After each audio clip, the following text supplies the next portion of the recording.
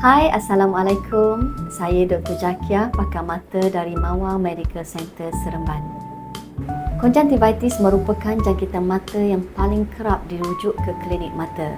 Ia merupakan jangkitan dan keradangan pada konjungtiva. Konjungtiva adalah lapisan nipis dan transparent yang menyelaputi bahagian putih iaitu sklera dan juga bahagian dalam kelopak mata.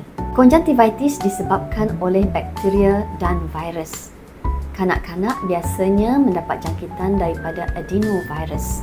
Jangkitan ini sangat berjangkit dan biasanya disertai oleh batuk dan sesama ataupun URTI.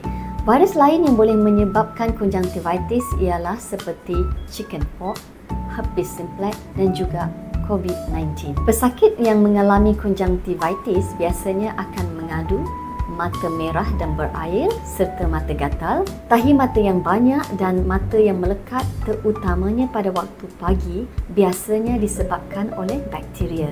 Konjungtivitis ini tidak sakit dan tidak menyebabkan mata kabur kecuali jangkitan yang teruk yang melibatkan kornea.